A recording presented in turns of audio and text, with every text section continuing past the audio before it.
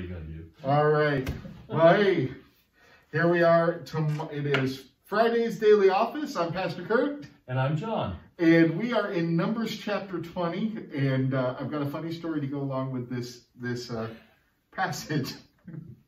And it really is true, John. I'm not making it up. I believe you. Well, let me rephrase that. My daughter says it's true. Now, whether she's leading me astray, that could be. Surely not.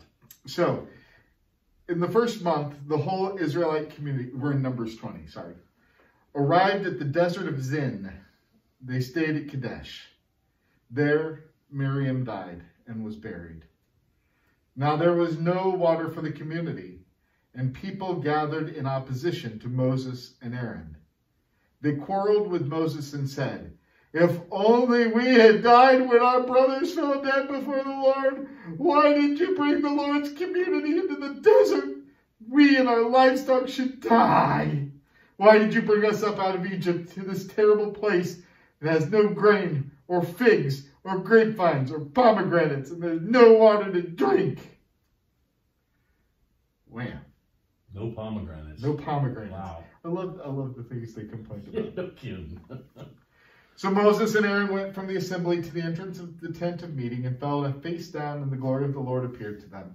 The Lord said, "Take the staff, you and your brother Aaron gather the assembly together. Speak to that rock before their eyes, and it will pour out its water.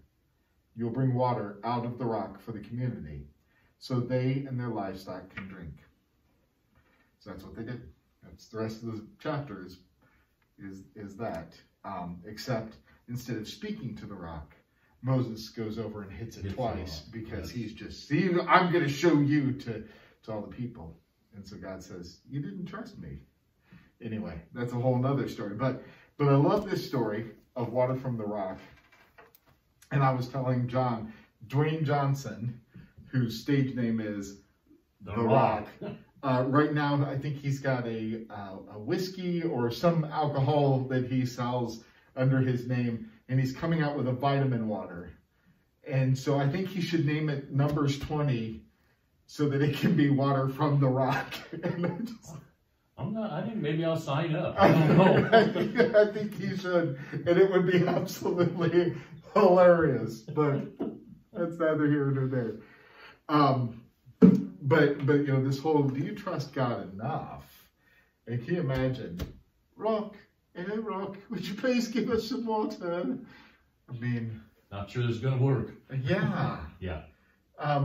Although at this point, they've already seen God part the Red Sea. They've seen God bring quail. They've seen God bring manna to feed all these people.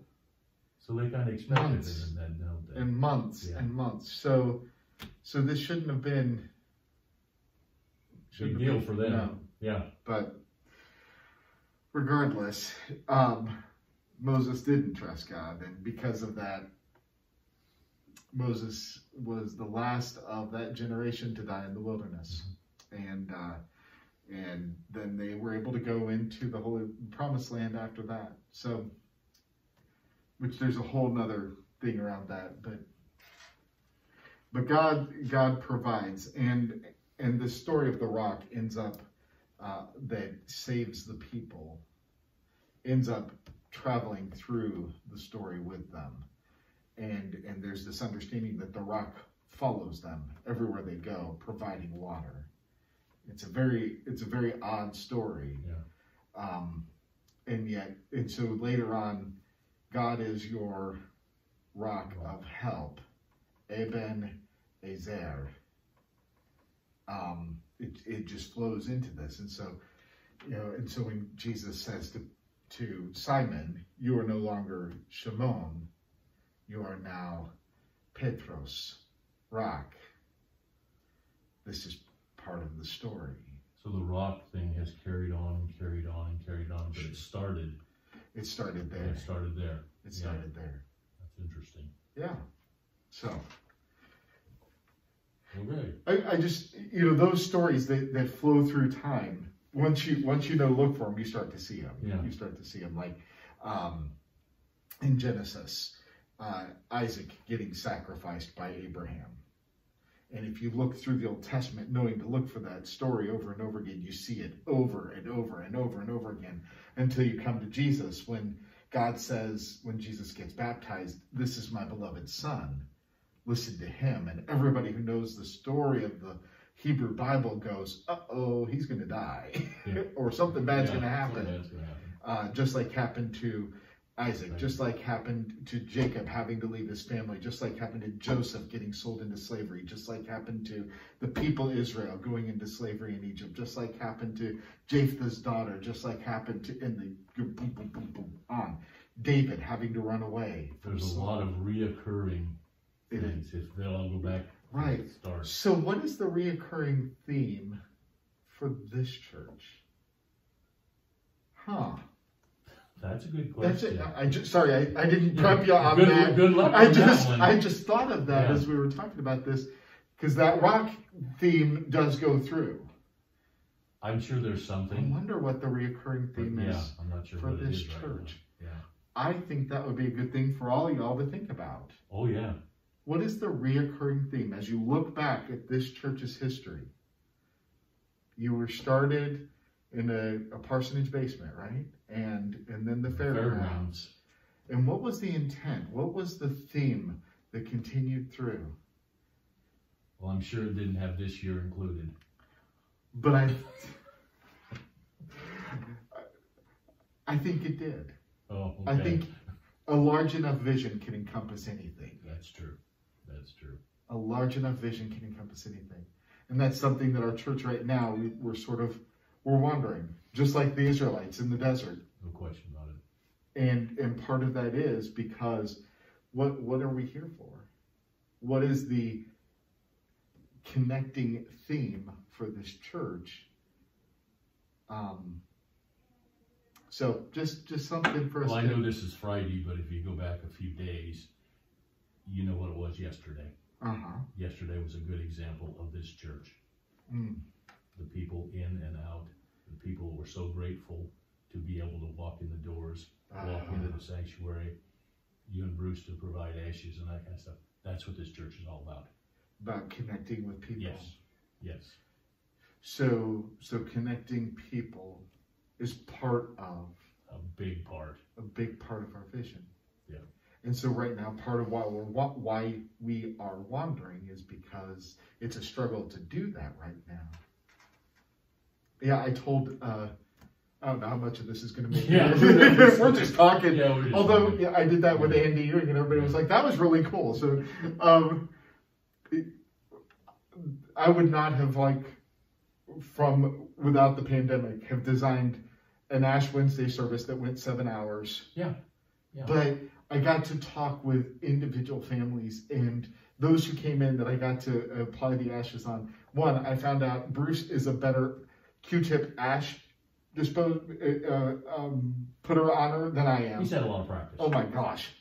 My first two, I was like, I looked at Chris Muir and I was like, I am sorry, I'm an ash failure. She needed the laugh, but I 3 times and nothing. And I was like, what am I doing wrong? Bruce has had a lot of practice. So, but getting to talk with each family and connect with them and with each individual who came in. Wow, that was really cool. Some interesting stories yesterday. Yeah. Just some really.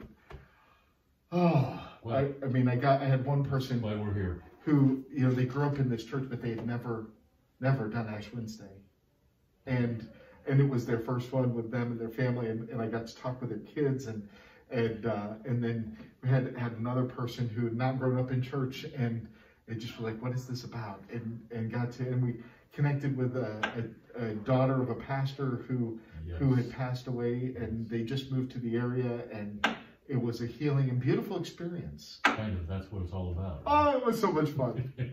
Anyway, so the song we're going to do, Rock of Ages, Cleft for Me, I thought, though this is about a different part of the story. This is from Exodus, when God puts Moses in the rock and then the glory of God passes by so that he only sees the shadow, the afterglow of God's presence.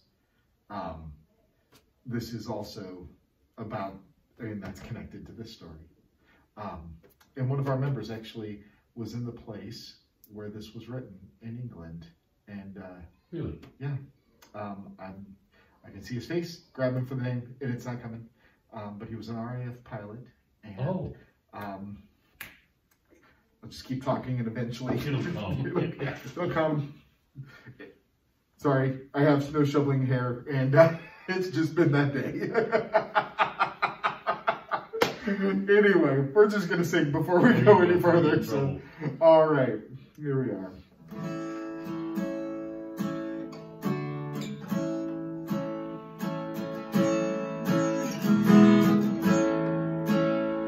Rock of Ages, cleft for me, let me hide myself in thee, let the water and the blood from my wound decide which road be a sin the double cure, save from wrath and make me pure.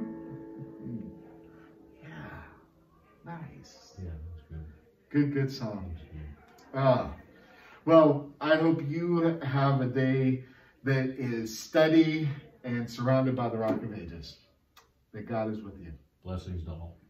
We will see you when we see you. Yeah. Because, my wife just told me, you got to stop saying I'll see you tomorrow because tomorrow's Saturday. You're not recording. Yes. All right.